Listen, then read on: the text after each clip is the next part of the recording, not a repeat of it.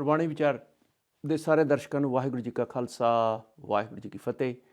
ਅੱਜ ਦੇ ਪ੍ਰੋਗਰਾਮ ਵਿੱਚ ਅਸੀਂ ਵਿਚਾਰ ਕਰਾਂਗੇ ਸਰਦਾਰ ਗੁਰਜਲ ਸਿੰਘ ਹੋਣਾ ਨਾਲ ਕਿ ਅਸੀਂ ਆਪਣੇ ਜੀਵਨ ਦੇ ਵਿੱਚ ਜੋ ਸਾਡੀ ਜਿੱਥੇ ਕਿਤੇ ਵੀ ਸਿੱਖ ਭੈਣ ਭਰਾ ਬਹਿੰਦੇ ਨੇ, ਹਮੇਸ਼ਾ ਇਹ ਚਰਚਾ ਹੁੰਦੀ ਹੈ ਕਿ ਸਾਡੇ ਕੀ ਚੁਣੌਤੀਆਂ ਨੇ, ਸਾਡੇ ਕੀ ਕ੍ਰਾਈਸਿਸ ਨੇ, ਕਿਸ ਸਮੇਂ ਭਿਆਨਕ ਸਮੇਂ ਦੇ ਵਿੱਚੋਂ ਅਸੀਂ ਲੰਘ ਰਹੇ ਹਾਂ ਔਰ ਉਹਦੇ ਵਿੱਚ ਅਸੀਂ ਇਹ ਦੇਖਣਾ ਸ਼ੁਰੂ ਕਰ ਦਿੰਦੇ ਹਾਂ ਅਸੀਂ ਕਿਹਨੂੰ ਬਲੇਮ ਸ਼ਿਫਟ ਕਰ ਸਕਦੇ ਹਾਂ। ਅੱਜ ਅਸੀਂ ਸਰਦਾਰ ਗੁਰਜਲ ਸਿੰਘ ਹੋਣਾ ਨਾਲ ਇਹ ਗੱਲ ਕਰਾਂਗੇ ਕਿ ਆਇਆ ਕਿ ਜਿਹੜੀਆਂ ਸਾਡੀਆਂ ਚੁਣੌਤੀਆਂ ਨੇ ਉਹ ਕਿੰਨੀਆਂ ਕੁ ਰੀਅਲ ਨੇ, ਕਿੰਨੀਆਂ ਕੁ ਅਸੀਂ ਆਪ ਮੁਨਕਰ ਹੋ ਕੇ ਅਸੀਂ ਅਲਾਓ ਕਰ ਲੈਂਦੇ ਹਾਂ ਕਿ ਵੀ ਇਹ ਹੁੰਦੀਆਂ ਰਹਿਣ, ਅਤੇ ਅਸੀਂ ਉਹਨੂੰ ਕਿਸ ਤਰ੍ਹਾਂ ਸਿਧਾਂਤਕ ਪੱਖ 'ਤੇ ਲਿਆ ਕੇ ਇਕੱਠੇ ਹੋ ਕੇ ਇੱਕ ਐਸਾ ਜੋ ਗੁਰੂ ਸਾਹਿਬ ਨੇ ਸਾਨੂੰ ਮਾਡਲ ਦਿੱਤਾ ਸੀ, ਸਿਧਾਂਤ ਦਿੱਤੇ ਸੀ, ਆਦਰਸ਼ ਦਿੱਤੇ ਸੀ, ਉਹਦੇ ਵਿੱਚ ਅਸੀਂ ਆਪਣਾ ਉਹ ਬਣਾ ਕੇ ਉਸ ਸਮਾਜ ਦੇ ਵਿੱਚ ਅਸੀਂ ਆਪਣੇ ਆਪ ਨੂੰ ਕਿਉਂ ਨਹੀਂ ਪ੍ਰੈਜ਼ੈਂਟ ਕਰਦੇ। ਜੀ, ਸਭ ਤੋਂ ਪਹਿਲਾਂ ਤੁਹਾਨੂੰ ਅਤੇ ਤੁਹਾਡੇ ਸਮੂਹ ਵੇਖਣ ਸੁਣਨ ਵਾਲਿਆਂ ਨੂੰ ਵਾਹਿਗੁਰੂ ਜੀ ਕਾ ਖਾਲਸਾ ਵਾਹਿਗੁਰੂ ਜੀ ਕੀ ਫਤਿਹ। ਸ਼ੁਕਰੀਆ ਪ੍ਰਿੰਸੀਪਲ ਸਾਹਿਬ, ਇਹਦੇ ਜਿਹੜੀ ਤੁਸੀਂ ਗੱਲ ਕਹੀ ਹੈਗੀ ਹੈ, ਬੁਨਿਆਦੀ ਤੌਰ 'ਤੇ ਇੱਕ ਸੁਹਿਰਦ ਸਿੱਖ ਹਮੇਸ਼ਾ ਇਹ ਸੋਚੇਗਾ ਜਿਵੇਂ ਤੁਸੀਂ ਸੋਚ ਰਹੇ ਹੋ। ਮੁਸ਼ਕਲਾਂ, ਤਕਲੀਫਾਂ, ਚੈਲੰਜਸ, ਵੰਗਾਰਾਂ ਜਿਹੜੀਆਂ ਆਲੇ ਦੁਆਲੇ ਸਾਨੂੰ ਆ ਰਹੀਆਂ ਨੇ, ਇਹਨਾਂ ਦੇ ਪ੍ਰਤੀ ਅਸੀਂ ਬਹੁਤੇ ਫਿਕਰਮੰਦ ਹੁੰਦੇ ਹਾਂ ਅਤੇ ਇਹਦੇ ਬਾਰੇ ਬਹੁਤ ਸਾਰੀ ਆਲੇ ਦੁਆਲੇ ਚਰਚਾ ਵੀ ਹੁੰਦੀ ਹੈ। ਇਹਦੇ ਲਈ ਜਿਹੜਾ ਸਭ ਤੋਂ ਪਹਿਲਾ ਸਾਡਾ ਕਰਮ ਹੈਗਾ ਉਹ ਇਹ ਹੈਗਾ ਕਿ ਆਪਣੇ ਪੂਰਵਜਾਂ ਨੂੰ ਦੇਖਣਾ ਕਿ ਉਹਨਾਂ ਨੂੰ ਚੁਣੌਤੀਆਂ ਨਹੀਂ ਸੀਗੀਆਂ, ਉਹਨਾਂ ਕੋਲ ਕੋਈ ਕ੍ਰਾਈਸਿਸ ਨਹੀਂ ਸੀਗਾ, ਉਹਨਾਂ ਨੂੰ ਕੋਈ ਕਿਸੇ ਕਿਸਮ ਦੇ ਨਾਲ ਹਰਡਲ ਨਹੀਂ ਸੀ ਆਏ। ਜੇਕਰ ਆਏ ਸੀਗੇ ਤਾਂ ਉਹਨਾਂ ਨੇ ਕਿਵੇਂ ਉਹਦੇ ਵਿੱਚੋਂ ਆਪਣੇ ਆਪ ਨੂੰ ਪਾਰ ਕੱਢਿਆ, ਕਿਵੇਂ ਉਹਨਾਂ ਨੇ ਉਹਦੇ 'ਚੋਂ ਬਾਹਰ ਕੱਢਿਆ। ਪਹਿਲੇ ਪੜਾਅ ਵਿੱਚ ਇੱਕ ਗੱਲ ਦਾ ਜਿਹੜਾ ਇੱਕੋ ਹਿੱਸਾ ਮੈਂ ਲੈ ਕੇ ਆਵਾਂ ਸਾਹਮਣੇ ਕੀ ਹੈਗਾ ਕਿ ਜਦੋਂ ਅਸੀਂ ਮੁਸ਼ਕਲ ਚੁਣੌਤੀ ਦੀ ਗੱਲ ਕਰਦੇ ਹੈਗੇ ਹਾਂ, ਠੀਕ ਕੰਪੈਰੇਟਿਵ ਲੈਵਲ 'ਤੇ ਦੇਖ ਲਈਏ, ਸਾਨੂੰ ਅੱਜ ਦੇ ਦੌਰ ਦੇ ਵਿੱਚ ਮੁਸ਼ਕਲਾਂ ਨੇ, ਡਾਇਸਪੋਰਾ ਦੀਆਂ ਆਪਣੀਆਂ ਨੇ, ਉਹ ਸਿੱਖ ਸਕੂਲ ਆਫ ਥਾਟ ਦੇ ਮੁਤਾਬਕ ਤੁਸੀਂ ਲੈ ਲਵੋ। ਉੱਥੇ ਖਾਸ ਕਰਕੇ ਪਿੱਛੇ ਪੰਜਾਬ ਦੇ ਵਿੱਚ, ਦੇਸ਼ ਪੰਜਾਬ ਜਿਹਨੂੰ ਕਹਿੰਦੇ ਆ, ਉਹਦੇ 'ਚ ਆਪਣੀਆਂ ਨੇ। ਉੱਥੇ ਤੁਸੀਂ ਉਸ ਕੌਨਟੈਕਸਟ ਵਿੱਚ ਉਹਨੂੰ ਉਸ ਤਰੀਕੇ ਨਾਲ ਦੇਖ ਲਵੋ। ਕੁਝ ਯੂਨੀਵਰਸਲ ਲੈਵਲ 'ਤੇ ਵੀ ਨੇ, ਜਿਵੇਂ ਜਿਹਨੂੰ ਕੰਪੈਰੇਟਿਵ ਲੈਵਲ 'ਤੇ ਮੈਂ ਇੱਕ ਛੋਟੀ ਜਿਹੀ ਐਗਜ਼ਾਮਪਲ ਲੈ ਕੇ ਆਵਾਂ ਕਿ ਜਿਵੇਂ ਪਤਿਤਪੁਣੇ ਦੀ ਸਮੱਸਿਆ ਹੈਗੀ ਹੈ, ਇਹ ਹੋਰ ਕਿਸੇ ਦੀ ਸਮੱਸਿਆ ਨਹੀਂ, ਸਿੱਖਾਂ ਦੀ ਸਮੱਸਿਆ। ਹਾਂਜੀ, ਸਿੱਖੀ ਸਰੂਪ ਨੂੰ ਜਿਹੜਾ ਹੈਗਾ ਉਹਨੂੰ ਬਰਕਰਾਰ ਰੱਖਣ ਵਾਸਤੇ। ਸੋ ਇਸ ਕਿਸਮ ਦੇ ਵੀ ਚੈਲੰਜਸ ਹੈਗੇ ਨੇ ਜਿਹੜੇ ਬੜੇ ਯੂਨੀਕ ਨੇ, ਜਿਹਦੇ ਬਾਰੇ ਕੋਈ ਹੋਰ ਸ਼ਾਇਦ ਅੰਡਰਸਟੈਂਡ ਵੀ ਨਹੀਂ ਕਰ ਪਾਉਂਦਾ ਵੀ ਇਹ ਕਿਸ ਚੈਲੰਜ ਦੀ ਗੱਲ ਕਰ ਰਹੇ ਨੇ, ਕਿਸ ਮੁਸ਼ਕਿਲ ਦੀ ਗੱਲ ਕਰ ਰਹੇ ਨੇ। ਇਹਨਾਂ ਸਾਰੀਆਂ ਮੁਸ਼ਕਿਲਾਂ ਨੂੰ ਜਦੋਂ ਅਸੀਂ ਥੋੜ੍ਹਾ ਪਿਛੋਕੜ ਵਿੱਚ ਲੈ ਜਾਂਦੇ ਹਾਂ, ਆਪਣਾ ਉਸ ਰੂਪ ਵਿੱਚ ਦੇਖਦੇ ਹਾਂ ਕਿ ਜਦੋਂ ਸਾਡੇ ਪੁਰਖੇ, ਸਾਡੇ ਬਜ਼ੁਰਗ ਉਸ ਦੌਰ 'ਚੋਂ ਨਿਕਲਦੇ ਨੇ ਕਿ ਉਹਨਾਂ ਨੂੰ ਚੈਲੰਜਸ ਨਹੀਂ ਸੀ ਹੈਗੇ। ਹੁਣ ਚੈਲੰਜਸ ਕਿਸ ਲੈਵਲ 'ਤੇ ਬਾਤ ਕੀਤੀ ਜਾਏ, ਗੁਰੂ ਨਾਨਕ ਸਾਹਿਬ ਦੇ ਸਿੱਖ ਅਖਵਾਉਣ ਦਾ ਚੈਲੰਜ ਕੀ ਹੋਏਗਾ, ਬਹੁਤ ਪਹਿਲੇ ਲੈਵਲ 'ਤੇ ਅਸੀਂ ਕਹਿੰਦੇ ਹਾਂ। ਜਦੋਂ ਗੁਰੂ ਨਾਨਕ ਸਾਹਿਬ ਬਾਰੇ, ਆਪਣੇ ਬਾਰੇ ਲੋਕਾਂ ਦੀ ਪੇਸ਼ੇਨਗੋਈ ਇਹ ਹੋ ਰਹੀ ਹੈ, ਉਹਨਾਂ ਦੇ ਸ਼ਬਦ 'ਚ ਆਉਂਦਾ, ਕੋਈ ਆਖੈ ਭੂਤਨਾ ਕੋ ਕਹਿ ਬੇਤਾਲਾ, ਕੋਈ ਆਖੈ ਆਦਮੀ ਨਾਨਕ ਵਿਚਾਰਾ। ਆਪ ਅੰਦਾਜ਼ਾ ਲਾਓ, ਜਿਸ ਮੁਰਸ਼ਦ ਕਾਮਲ ਨੂੰ, ਜਿਸ ਰਹਿਬਰ ਨੂੰ ਲੋਕ ਭੂਤਨਾ ਕਹਿ ਰਹੇ ਨੇ, ਜਿਹੜਾ ਉਹਦੀ ਸਿੱਖੀ ਸੇਵਕੀ 'ਚ ਹੋਏਗਾ, ਉਹਦੇ ਬਾਰੇ ਕੀ ਲਕਬ ਹੋਏਗਾ, ਉਹਨੂੰ ਕਿਸ ਐਡਜੈਕਟਿਵ ਦੇ ਨਾਲ ਐਡਰੈਸ ਕੀਤਾ ਜਾਂਦਾ ਹੋਏਗਾ। ਚੈਲੰਜਸ ਤੇ ਹੈ। ਫਿਰ ਅਗਲੇ ਪੜਾਅ ਦੇ ਵਿੱਚ ਸੁਸਾਇਟੀ ਦੇ ਵਿੱਚ, ਜਿਹੜੀ ਸੁਸਾਇਟੀ ਐਸੀ ਹੈ ਜਿਹੜੀ ਕਹਿੰਦੀ ਹੈ ਕਿ ਜਿਹੜੀਆਂ ਸਟੈਬਲਿਸ਼ ਕੀਤੀਆਂ ਹੋਈਆਂ ਲੀਹਾਂ ਨੇ, ਸਟੈਬਲਿਸ਼ ਕੀਤੇ ਹੋਏ ਜਿਹੜੇ ਬਾਊਂਡਰੀਜ਼ ਨੇ, ਉਹਨਾਂ ਨੂੰ ਕਿਸੇ ਦੀ ਕੀ ਹਿੰਮਤ ਹੈ ਕ੍ਰਾਸ ਕਰਨ ਦੀ। ਇੱਕ ਸਿੰਪਲ ਐਗਜ਼ਾਮਪਲ ਵਿੱਚ ਦੇਵਾਂ, ਜਦੋਂ ਬਾਬਾ ਨਾਨਕ ਜੀ ਵੇਈਂ ਤੋਂ ਬਾਹਰ ਆਉਂਦੇ ਨੇ, ਉਹ ਵੇਈਂ ਤੋਂ ਬਾਹਰ ਆ ਕੇ ਸਿੱਧੇ ਸੁਲਤਾਨਪੁਰ ਲੋਧੀ ਜਿਹੜਾ ਸੀਗਾ, ਉੱਥੇ ਸੁਲਤਾਨਪੁਰ ਮਹਾਰਾਜ ਸ਼ਮਸ਼ਾਨ ਚਲੇ ਗਏ। ਜਦੋਂ ਸਿੱਧੇ ਜਾ ਕੇ ਸ਼ਮਸ਼ਾਨ ਬੈਠ ਗਏ ਅਤੇ ਉਸ ਤੋਂ ਬਾਅਦ ਜਿਹੜਾ ਨਵਾਬ ਦੌਲਤ ਖਾਂ ਆਪਣੇ ਅਮਲੇ ਫੈਲੇ ਦੇ ਨਾਲ ਸ਼ਮਸ਼ਾਨ ਚਲਾ ਗਿਆ, ਕਿਉਂਕਿ ਉਹ 3 ਦਿਨਾਂ ਤੋਂ ਲੱਭ ਰਿਹਾ ਸੀਗਾ। ਉਹਦੇ 'ਚ ਇੱਕ ਅਜੀਬ ਕਿਸਮ ਦੀ ਮਹਾਰਾਜ ਦੀ ਪਰਸਨੈਲਿਟੀ ਦੇ ਪ੍ਰਤੀ ਇੱਕ ਜਿਹੜਾ ਹੈਗਾ ਉਹਦੇ ਅੰਦਰ ਇੱਕ ਪ੍ਰਭਾਵ ਪੈ ਗਿਆ। ਉਹ ਜਦੋਂ ਉੱਥੇ ਗਿਆ ਅਤੇ ਉੱਥੇ ਜਾ ਕੇ ਉਹ ਕਹਿੰਦਾ ਵੀ ਕਮਾਲ ਹੋ ਗਈ, 3 ਦਿਨ ਹੋ ਗਏ ਲੱਭ ਰਹੇ ਹਾਂ, 3 ਦਿਨਾਂ ਬਾਅਦ ਜੇ ਕਿਤੇ ਆਮਦ ਵੀ ਹੋਈ ਹੈ, ਜੇ ਤੁਹਾਡਾ ਪਤਾ ਵੀ ਲੱਗਾ, ਤੁਸੀਂ ਠੀਕ ਠਾਕ ਹੋ, ਸਾਨੂੰ ਖੁਸ਼ੀ ਹੋਈ, ਪਰ ਤੁਸੀਂ ਸ਼ਮਸ਼ਾਨ ਬੈਠੇ ਹੋ, ਤੁਸੀਂ ਘਰ ਕਿਉਂ ਨਹੀਂ ਪਰਤੇ, ਗ੍ਰਾਂ ਕਿਉਂ ਨਹੀਂ ਆਏ, ਬਸਤੀ ਕਿਉਂ ਨਹੀਂ ਆਏ। ਅਤੇ ਬਾਬਾ ਜੀ ਨੇ ਜਵਾਬ ਦਿੱਤਾ ਕਿ ਨਵਾਬ ਸਾਹਿਬ, ਗੱਲ ਇਹ ਹੈ, ਜੋ ਮੈਂ ਲਫ਼ਜ਼ ਕਹਿਣੇ ਨੇ, ਤੁਸਾਂ ਅਤੇ ਤੁਹਾਡੇ ਸਮਾਜ ਨੇ ਕਹਿਣਾ ਹੈ ਵੀ ਤੈਨੂੰ ਮਾਰ ਦਿਆਂਗੇ, ਜਿੰਨਾ ਨਹੀਂ ਰਹਿਣ ਦਿਆਂਗੇ, ਤੈਨੂੰ ਸ਼ਮਸ਼ਾਨ ਛੱਡ ਕੇ ਆਵਾਂਗੇ। ਮਹਾਰਾਜ ਕਹਿੰਦੇ ਮੈਂ ਸ਼ਮਸ਼ਾਨ 'ਚ ਬੈਠ ਕੇ ਗੱਲ ਸ਼ੁਰੂ ਕਰ ਦਾਂ, ਵੀ ਪਹਿਲਾਂ ਹੀ ਇੱਥੇ ਆ ਗਏ, ਇੱਥੋਂ ਆ ਗਏ, ਮੈਂ ਇੱਥੋਂ ਹੀ ਬਾਤ ਸ਼ੁਰੂ ਕਰਨ ਲੱਗਾ। ਉਹ ਕਹਿੰਦੇ ਐਸੀ ਕਿਹੜੀ ਗੱਲ ਹੈ? ਐਸੀ ਗੱਲ ਇਹ ਹੈ ਵੀ ਨਾ ਹਮ ਹਿੰਦੂ ਨਾ ਮੁਸਲਮਾਨ, ਆਪਾਂ ਦੋਵੇਂ ਲੀਹਾਂ ਤੋੜ ਦਿੱਤੀਆਂ। ਆਪ ਅਹਿਸਾਸ ਕਰੋ, ਜਿਸ ਮੁਰਸ਼ਦ ਕਾਮਲ ਨੂੰ ਇਹ ਬਾਤ ਸ਼ਮਸ਼ਾਨ ਵਿੱਚ ਬੈਠ ਕੇ ਕਹਿਣੀ ਪੈ ਰਹੀ ਹੈ, ਉਹਦੀ ਉਮਤ ਦੇ ਨਾਲ ਸਮਾਜ ਦਾ ਵਰਤਾਰਾ ਕੈਸਾ ਹੋਏਗਾ। ਇਹ ਚੈਲੰਜਸ ਨੇ। ਜਦੋਂ ਅਸੀਂ ਅੱਜ ਨੂੰ ਚੈਲੰਜ ਦੇਖਦੇ ਹਾਂ, ਅੱਜ ਅਸੀਂ ਕਿਸੇ ਕਿਸਮ ਦੇ ਨਾਲ ਮੁਸ਼ਕਲ ਤਕਲੀਫ ਨੂੰ ਦੇਖਦੇ ਹਾਂ, ਜਿਵੇਂ ਇਹਨੂੰ ਮੈਂ ਬਹੁਤ ਸਿੰਪਲ ਲੈਵਲ ਤੇ ਲੈ ਕੇ ਆਵਾਂ। ਅਸੀਂ ਵੱਡੇ ਪੋਲੀਟੀਕਲ ਚੈਲੰਜਸ, ਹੋਰ ਸੋਸ਼ਲ ਸਿਸਟਮ 'ਚ ਵੱਡੇ ਲੈਵਲ ਦੇ ਚੈਲੰਜ ਨੂੰ ਛੱਡੋ, ਫੈਮਿਲੀ ਲੈਵਲ ਤੇ ਆ ਜਾਂਦੇ ਹਾਂ। ਸਾਨੂੰ ਫੈਮਿਲੀ ਲੈਵਲ ਤੇ ਹੁੰਦਾ ਹੈ, ਸਾਡਾ ਬੱਚਾ ਸਾਨੂੰ ਆ ਕੇ ਕਹਿੰਦਾ ਜੀ ਉਹ ਦੂਜਿਆਂ ਨਾਲੋਂ ਡਿਫਰੈਂਟ ਦਿਖਦਾ ਹੈਗਾ। ਛੋਟਾ ਬਿਲਕੁਲ ਗ੍ਰਾਸ ਰੂਟ ਲੈਵਲ ਤੇ ਪ੍ਰਿੰਸੀਪਲ ਸਾਹਿਬ, ਹਾਂਜੀ ਹਾਂਜੀ ਬਿਲਕੁਲ ਐਗਜ਼ੈਕਟਲੀ ਹੈ, ਡੇਲੀ ਅਕਰੈਂਸ ਹੈ ਜੀ, ਇੱਕ ਐਵਰੀਡੇ ਅਸੀਂ ਜਿਹੜੀ ਚੀਜ਼ ਨੂੰ ਫੀਲ ਕਰਦੇ ਹੈਗੇ ਆ, ਕੰਪੈਰੀਟਿਵ ਲੈਵਲ ਤੇ ਉਸ ਜਗ੍ਹਾ ਤੇ ਆ ਜਾਓ ਜਿੱਥੇ ਗੁਰੂ ਨਾਨਕ ਸਾਹਿਬ ਉਸੇ ਚੀਜ਼ ਨੂੰ ਫੇਸ ਕਰਦੇ ਨੇ, ਤੇ ਫੇਸ ਕਰਦੇ ਨੇ ਉਸ ਕੌਨਫੀਡੈਂਸ ਦੇ ਨਾਲ ਜਿਸ ਕੌਨਫੀਡੈਂਸ ਦੇ ਵਿੱਚੋਂ ਜੇਤੂ ਹੁੰਦੇ ਨੇ, ਜਿੱਥੇ ਉਹ ਆ ਕੇ ਆਪਣੀ ਉਸ ਸਥਾਪਤੀ ਦੇ ਵਿੱਚ ਦੱਸਦੇ ਨੇ ਕਿ ਜਿਹੜੀ ਇਹ ਨਿਰਮਲ ਸੋਚ ਹੈ, ਇਹ ਸੋਚ ਕਰਤਾਰ ਨੇ ਮੈਨੂੰ ਬਖਸ਼ੀ ਏ, ਤੇ ਇਸ ਸੋਚ ਨੂੰ ਤੁਹਾਨੂੰ ਐਕਸੈਪਟ ਕਰਨਾ ਪਏਗਾ, ਤੇ ਤੁਹਾਨੂੰ ਐਕਸੈਪਟ ਕਰਨ ਦੇ ਦੌਰਾਨ ਇਹਦੇ 'ਚ ਖਤਰਾ ਕੋਈ ਨਹੀਂ, ਨੁਕਸਾਨ ਕੋਈ ਨਹੀਂ, ਮੈਂ ਆਪਣੇ ਪੱਖ ਤੋਂ ਨਵੇਂ ਲਹਿਜ਼ੇ ਨਾਲ ਸੁਸਾਇਟੀ 'ਚ ਕੰਟਰੀਬਿਊਟ ਕਰਾਂਗਾ। ਹੁਣ ਇਸੇ ਚੈਲੰਜ ਨੂੰ ਇੱਕ ਪਲ ਲਈ ਮੈਂ ਇਹਦਾ ਹੱਲ ਦੇ ਰੂਪ ਵਿੱਚ ਲੈ ਕੇ ਆਵਾਂ, ਜੋ ਕਈ ਵਾਰੀ ਹੁੰਦਾ ਨਾ ਪ੍ਰੋਬਲਮ ਟਾਕ ਹੋ ਜਾਂਦੀ, ਲੋਕੀ ਕਹਿੰਦੇ okay how talk about the solution ਕੀ ਹੋ ਗਿਆ ਇਸ ਰੂਪ ਦੇ? ਸੋਲੂਸ਼ਨ ਤਾਂ ਜ਼ਰੂਰੀ ਹੈ ਜੀ। ਉਹਨੂੰ ਅਸੀਂ ਇਸੇ ਪ੍ਰੋਬਲਮ ਦੇ ਨਾਲ ਲੈ ਆਉਂਦੇ, ਜਿਹੜੀ ਪ੍ਰੋਬਲਮ ਕਿਤੇ ਅਕਰ ਹੁੰਦੀ ਹੈ ਉਹਦੇ ਨਾਲ ਹੀ ਤੁਸੀਂ ਉਹਦਾ ਦੇਖੋ। ਜਦੋਂ ਮਹਾਰਾਜ ਮੁਲਤਾਨ ਜਾਂਦੇ ਨੇ, ਤੁਸੀਂ ਵੀ ਸਾਖੀ ਸੁਣੀ ਕਈ ਵਾਰੀ, ਪੀਰੀਪੁਰ ਮੁਲਤਾਨ, ਸਾਰੇ ਮੁਲਤਾਨ ਦੇ ਪੀਰ ਡਰ ਜਾਂਦੇ ਨੇ ਵੀ ਬਾਬਾ ਨਾਨਕ ਜੀ ਆ ਗਿਆ, ਸਿੱਖੀ ਸੇਵਕੀ ਦੀ ਵੱਧ ਜਾਣੀ, ਸਾਨੂੰ ਤਾਂ ਪੁੱਛਣਾ ਨਹੀਂ ਕਿਸੇ ਨੇ ਇੱਥੇ, ਕਿਉਂਕਿ ਡਰ ਤੇ ਇਹੀ ਹੁੰਦਾ ਨਾ। ਹਾਂਜੀ, ਇੱਕ ਜਿਹੜਾ ਖਾਸ ਕਰਕੇ ਸੋਸ਼ਲ ਸੈਕਟ ਹੈ, ਇੱਕ ਜਿਹੜੀ ਕਮਿਊਨਿਟੀ ਹੈ, ਇੱਕ ਤਰ੍ਹਾਂ ਦੇ ਨਾਰਮ ਸੁਸਾਇਟੀ ਨੇ ਕ੍ਰੀਏਟ ਕੀਤੇ ਨੇ, ਉਹਨਾਂ ਦੇ ਥੋੜ੍ਹਾ ਜਿਹਾ ਕੋਈ ਵੱਖਰਾ ਦਿਸਦਾ ਹੈਗਾ, ਤੇ ਇੱਕ ਨਾਰਮਸ ਦੇ ਵਿੱਚ ਸੁਸਾਇਟੀ ਬੈਠੀ ਹੋਈ, ਇੱਕ ਡਰ ਵੀ ਉਹਦੇ 'ਚ ਵਾਪਰਦਾ, ਕਿਤੇ ਡੋਮੀਨੇਟ ਨਾ ਕਰ ਜੇ, ਕਿਤੇ ਇਹ ਸੋਚ ਜਿਹੜੀ ਆ ਉੱਤੇ ਨਾ ਆ ਜੇ ਸਾਡੇ, ਕਿਤੇ ਇਹ ਕਿਹੋ ਜਿਹੇ ਲੋਕ ਆ ਗਏ ਨੇ ਏਲੀਅਨ ਜੇ, ਇਹ ਕਿਸ ਕਿਸਮ ਦੇ ਨਾਲ ਸਾਡੇ 'ਤੇ ਪ੍ਰਭਾਵ ਪਾਉਣਗੇ। ਮਹਾਰਾਜ ਉਹਨਾਂ ਵਾਸਤੇ ਉਸ ਕੌਨਸੈਪਟ ਦੇ ਵਿੱਚ, ਉਸ ਮੁਲਤਾਨ ਦੇ ਇੱਕ ਏਲੀਅਨ ਦੇ ਰੂਪ ਵਿੱਚ ਆ ਰਹੇ ਨੇ। ਇੱਕ ਬਾਹਰੀ ਫੋਰਸ ਆ ਰਹੀ ਹੈ, ਜਿਹੜੀ ਫੋਰਸ ਨੂੰ ਉਹ ਨਹੀਂ ਚਾਹੁੰਦੇ ਵੈਲਕਮ ਕਰਨਾ। ਉਹ ਕਹਿੰਦੇ ਨੋ ਤੇਰਾ ਕੋਈ ਵੈਲਕਮ ਨਹੀਂ ਹੈਗਾ ਇੱਥੇ, ਤੈਨੂੰ ਅਸੀਂ ਜੀ ਆਇਆਂ ਨਹੀਂ ਕਹਿੰਦੇ। ਉਹ ਫਿਰ ਬਕਾਇਦਾ ਤੌਰ 'ਤੇ ਜਿਹੜੇ ਸਿੰਬੋਲਿਕ ਵੇ ਨਾਲ ਹੁੰਦਾ ਵੀ ਉਹ ਦੁੱਧ ਦਾ ਕਟੋਰਾ ਭਰ ਕੇ ਮਹਾਰਾਜ ਅੱਗੇ ਪੇਸ਼ ਕਰ ਦਿੰਦੇ ਨੇ। ਅਤੇ ਉਹ ਭਾਈ ਮਰਦਾਨਾ ਜੀ ਵੀ ਕਹਿੰਦੇ ਨੇ ਵੀ ਬਾਬਾ ਜੀ ਅਸੀਂ ਤਾਂ ਸੁਣਿਆ ਸੀਗਾ ਵੀ ਇੱਥੋਂ ਦੇ ਲੋਕ ਜਿਹੜੇ ਨੇ ਸਾਨੂੰ ਜੀ ਆਇਆਂ ਨਹੀਂ ਕਹਿਣਗੇ, ਇਹਨਾਂ 'ਤੇ ਬੜਾ ਇਹਤਰਾਮ ਕੀਤਾ, ਦੁੱਧ ਦਾ ਨੱਕ ਭਰਿਆ ਹੋਇਆ ਕਟੋਰਾ ਲਿਆ ਕੇ ਰੱਖ ਦਿੱਤਾ। ਬੇਸਿਕਲੀ ਬਾਬਾ ਨਾਨਕ ਜੀ ਉਹਨਾਂ ਦੀ ਜਿਹੜੀ ਸਾਈਨ ਲੈਂਗੁਏਜ ਸੀ, ਜਿਹਨੂੰ ਤੁਸੀਂ ਕਹਿ ਸਕਦੇ ਹੈਗੇ ਹੋ ਕਿ ਜਿਹੜੀ ਉਹਨਾਂ ਦੀ ਚਿਹਨਤ ਭਾਸ਼ਾ ਸੀਗੀ, ਉਹਨੂੰ ਸਮਝ ਗਏ। ਉਹਨਾਂ ਦੱਸਿਆ ਕਿ ਇੱਥੇ ਤੇਰੇ ਬਹਿਣ ਲਈ ਕੋਈ ਥਾਂ ਨਹੀਂ ਹੈਗੀ, ਤੂੰ ਮਤ ਜਾਣੀ ਵੀ ਤੈਨੂੰ ਅਸੀਂ ਹੋਂਦ ਦਿਆਂਗੇ ਇੱਥੇ ਕਿਸੇ ਲੈਵਲ 'ਤੇ ਵੀ। ਮਹਾਰਾਜ ਨੇ ਉੱਥੋਂ ਹੀ ਕਹਿੰਦੇ ਨੇ ਮਰਦਾਨਾ ਜੀ ਨੂੰ ਕਿਹਾ, ਜਾ ਚਮੇਲੀ ਦਾ ਫੁੱਲ ਤੋੜ ਕੇ ਲਿਆ। ਛੋਟਾ ਜਿਹਾ ਚਮੇਲੀ ਦਾ ਫੁੱਲ ਤੋੜਿਆ, ਉਹਦੇ ਉੱਤੇ ਰੱਖਤਾ, ਕਟੋਰਾ ਵਾਪਸ ਪਰਤਾ ਦਿੱਤਾ। ਉਸ ਸੁਸਾਇਟੀ, ਉਸ ਸਮਾਜ ਨੂੰ ਇਹ ਦੱਸਣਾ ਕਿ ਮੈਂ ਤੁਹਾਡੇ ਸਿਰ ਦਾ ਭਾਰ ਨਹੀਂ ਬਣਾਂਗਾ, ਮੈਂ ਤੁਹਾਨੂੰ ਬੋਝਲ ਨਹੀਂ ਕਰਾਂਗਾ, ਮੈਂ ਤੁਹਾਡੇ ਵਿੱਚੋਂ ਸਿਰਫ ਇੱਥੇ ਹਿੱਸੇ ਵੰਡਾਉਣ ਵਾਸਤੇ ਨਹੀਂ ਆਇਆ, ਮੈਂ ਕੰਟਰੀਬਿਊਟ ਕਰਨ ਵਾਸਤੇ ਆਇਆ। ਮੇਰੀ ਕੰਟਰੀਬਿਊਸ਼ਨ ਤੁਹਾਡੇ ਇਸ ਨਕਾਨਕ ਭਰੇ ਹੋਏ ਸਮਾਜ ਦੇ ਵਿੱਚ ਖੁਸ਼ਬੂ ਦੀ ਤਰ੍ਹਾਂ ਹੋਏਗੀ। ਇੱਥੋਂ ਸਿੱਖੀ ਦਾ ਲਹਿਜ਼ਾ ਹੈ। ਜਦੋਂ ਚੈਲੰਜਸ ਨੇ, ਮੁਸ਼ਕਲਾਂ ਨੇ, ਤਕਲੀਫਾਂ ਨੇ ਤੁਹਾਡੀ ਹੋਂਦ ਤੋਂ, ਅਗਲੇ ਚੈਲੰਜਸ ਦੇ ਬਾਅਦ 'ਚ ਨਾ, ਜਦੋਂ ਤੁਹਾਡੀ ਐਗਜ਼ਿਸਟੈਂਸ ਨੂੰ ਹੀ ਕੋਈ ਸਵੀਕਾਰਨ ਲਈ ਤਿਆਰ ਨਹੀਂ, ਉਹ ਕਹਿੰਦਾ ਤੁਸੀਂ ਜੇ ਇੱਥੇ ਰਹਿਣਾ ਹੈ ਸਾਡੇ ਅਕੋਰਡਿੰਗਲੀ, ਸਾਡੇ ਸਟਰਕਚਰ 'ਚ ਢਲ ਕੇ ਰਹੋ, ਤੁਹਾਡਾ ਅਸੀਂ ਸਟਰਕਚਰ ਐਕਸੈਪਟ ਨਹੀਂ ਕਰਾਂਗੇ। ਉਹਦੇ ਵਿੱਚ ਵੀ ਕਿਹਾ ਗਿਆ ਕਿ ਅਸੀਂ ਆਪਣੇ ਸਟਰਕਚਰ, ਆਪਣੀ ਜਿਹੜੀ ਆਈਡੈਂਟੀਟੀ ਹੈ ਉਹਨੂੰ ਨਾਲ ਲੈ ਕੇ ਆਵਾਂਗੇ, ਪਰ ਉਸ ਆਈਡੈਂਟੀਟੀ ਦੇ ਨਾਲ ਅਸੀਂ ਤੁਹਾਡੇ ਇਸ ਬਣੇ ਹੋਏ ਸਟਰਕਚਰ ਨੂੰ ਹਿਲਾਵਾਂ ਤੋੜਨ ਵਾਸਤੇ ਨਹੀਂ, ਉਹਨੂੰ ਖੁਸ਼ਬੂ ਭਰਨ ਵਾਸਤੇ, ਉਹਨੂੰ ਸ਼ਿੰਗਾਰਨ ਵਾਸਤੇ, ਉਹਨੂੰ ਹੋਰ ਚਮਕਾਉਣ ਵਾਸਤੇ ਆਵਾਂਗੇ। ਸੋ ਇਸ ਤਰੀਕੇ ਨਾਲ ਅਸੀਂ ਦੇਖ ਸਕਦੇ ਹਾਂ। ਇੱਕ ਛੋਟੀ ਜਿਹੀ ਐਗਜ਼ਾਮਪਲ ਕੀਤੀ, ਉਸ ਤੋਂ ਬਾਅਦ ਫਿਰ ਚੈਲੰਜਸ ਦੀ ਕੋਈ ਇੰਤਹਾ ਥੋੜ੍ਹਾ ਹੈ।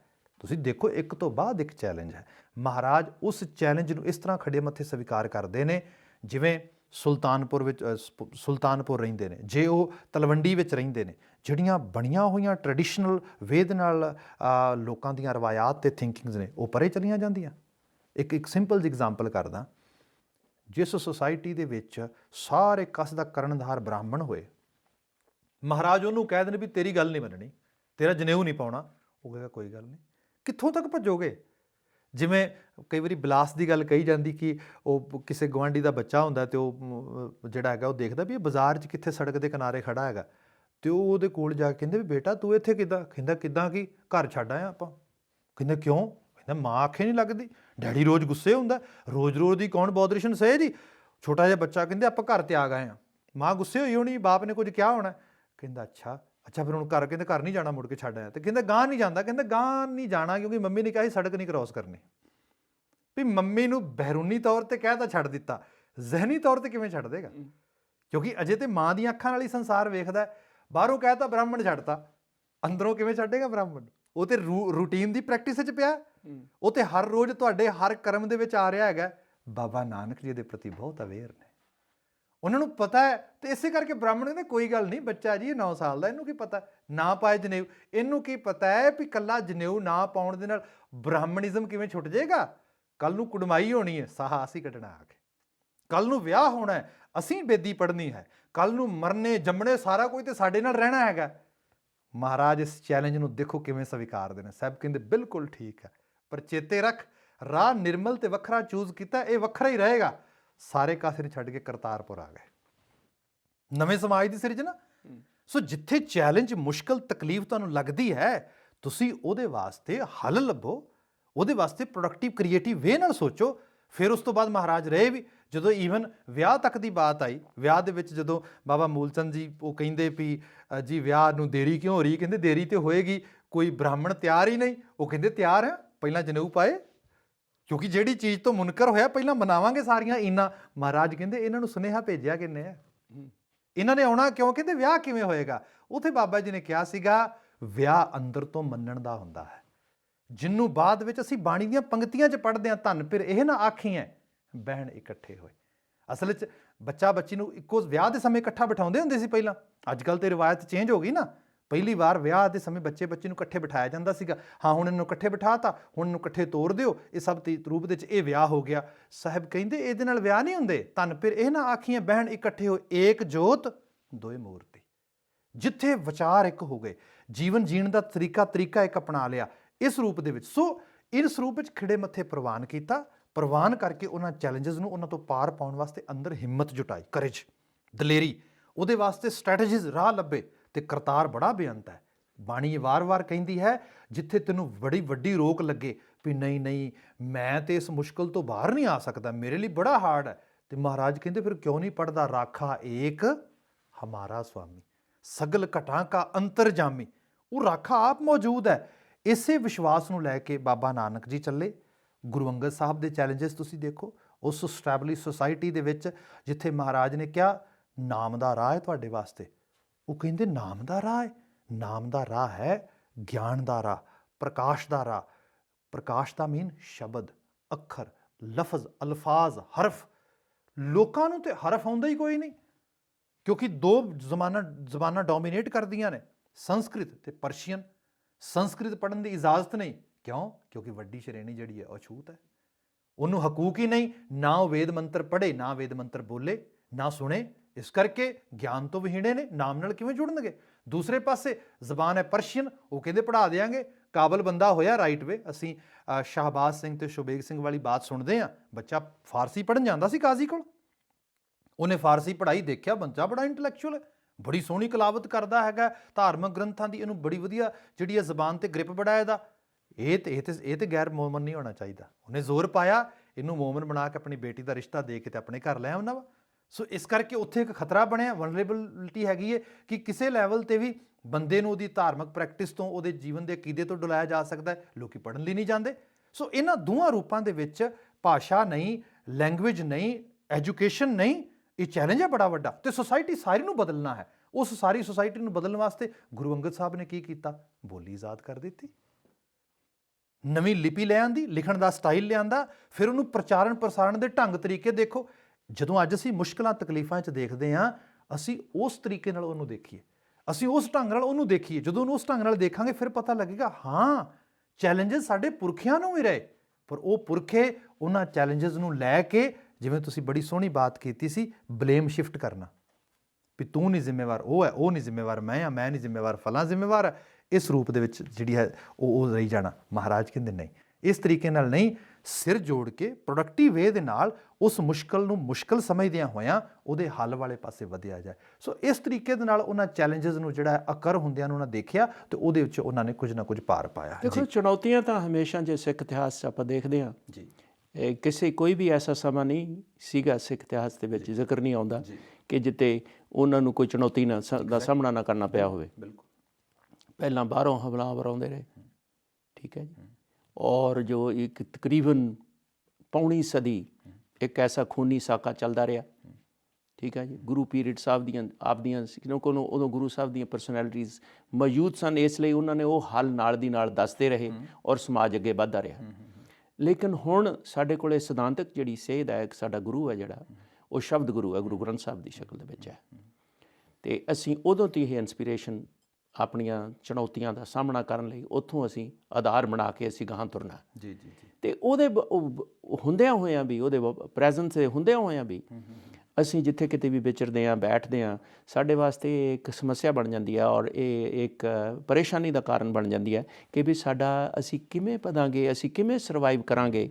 ਇਹ ਇੱਕ ਬਹੁਤ ਵੱਡੀ, ਜਿਸ ਤਰ੍ਹਾਂ ਤੁਸੀਂ ਕਿਹਾ, ਜਿਨ੍ਹਾਂ ਕੋਲ ਆਪਣੀ ਬੋਲੀ ਹੋਵੇ, ਆਪਣਾ ਗ੍ਰੰਥ ਹੋਵੇ, ਆਪਣੀ ਇੰਡੀਪੈਂਡੈਂਟ ਸੋਚ ਹੋਵੇ ਔਰ ਆਜ਼ਾਦੀ ਦੀ ਜਿਹੜੀ ਹੈ ਸੋਚ ਹਮੇਸ਼ਾ ਔਰ ਰਾਜ ਵੀ ਕੀਤਾ ਹੋਵੇ, ਉਸ ਨੂੰ ਮੈਜੋਰਿਟੀ ਮਾਹੌਲ ਦੇ ਵਿੱਚੋਂ ਆਈਸੋਲੇਟ ਕਰਕੇ ਉਹਨੂੰ ਬਰਕਰਾਰ ਰੱਖਣਾ, ਉਹ ਇੱਕ ਸਾਡੇ ਵਾਸਤੇ ਇੱਕ ਮੌਜੂਦਾ ਚੈਲੰਜ ਆ। ਔਰ ਉਹਦੇ ਵਿੱਚ ਅਸੀਂ ਕਿਸ ਤਰ੍ਹਾਂ ਫਾਰਵਰਡ ਹੋ ਸਕਦੇ ਹਾਂ। ਜਿਵੇਂ ਤੁਸੀਂ ਸਾਰੇ ਇਸ ਨੂੰ ਇੱਕ ਬੜੇ ਸੋਹਣੇ ਅਲਫਾਜ਼ਾਂ 'ਚ ਪਾ ਕੇ ਚੀਜ਼ ਨੂੰ ਲੈ ਕੇ ਆਂਦਾ, ਉਹਦੇ 'ਚ ਇਹਦਾ ਹੈਗਾ ਕਿ ਜਿਵੇਂ ਅਸੀਂ ਗੱਲ ਕੀਤੀ ਹੈ ਕਿ ਸਾਡੇ ਕੋਲ ਪੂਰੀ ਇੱਕ ਵਿਰਾਸਤ ਹੈ, ਹੈਰੀਟੇਜ।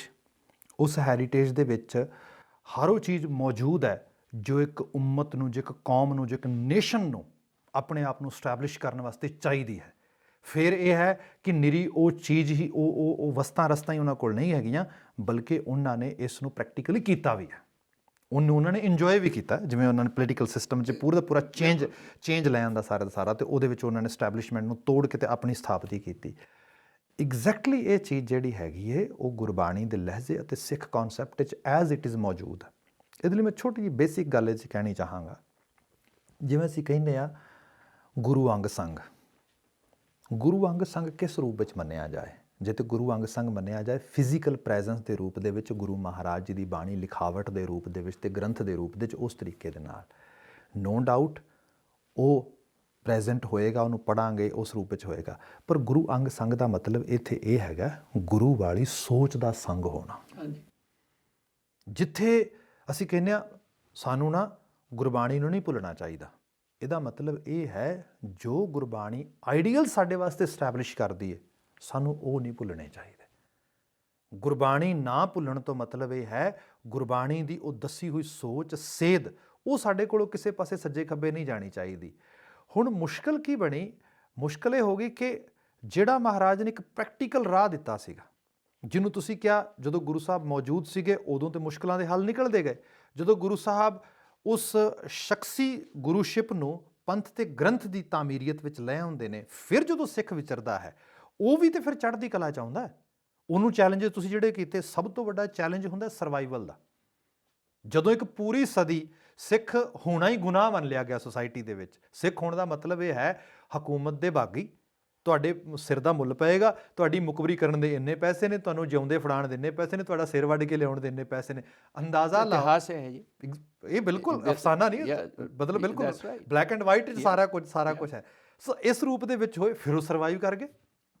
ਸਰਵਾਈਵ ਨਹੀਂ ਕੀਤੇ, ਉਹ ਜੇਤੂ ਹੋ ਗਏ। ਉਹ ਜੇਤੂ ਹੋ ਕੇ ਉਸ ਸਾਰੀ ਸਟੈਬਲਿਸ਼ਮੈਂਟ ਦੇ ਵਿੱਚ, ਤੇ ਫਿਰ ਇਹ ਵੀ ਨਹੀਂ ਕਿ ਉਹਨਾਂ ਨੇ ਜਿਸ ਖਾਸ ਕਰਕੇ ਹਕੂਮਤ ਦੇ ਜਾਂ ਜਿਸ ਕਮਿਊਨਿਟੀ ਦੇ ਲੋਕਾਂ ਨੇ ਉਹਨਾਂ ਦੇ ਖਿਲਾਫ ਉਹ ਸਾਰਾ ਕੁਝ ਬਣਾਇਆ, ਨਾ ਸਿਰਫ ਉਹਨਾਂ ਦੇ ਉਸ ਜ਼ਾਲਮਾਨਾ ਰੂਪ ਨੂੰ ਤੋੜਿਆ, ਬਲਕਿ ਉਹਨਾਂ ਦੇ ਜ਼ੁਲਮ ਕਰਨ ਵਾਲੀ ਬਿਰਤੀ ਨੂੰ ਤੋੜਿਆ।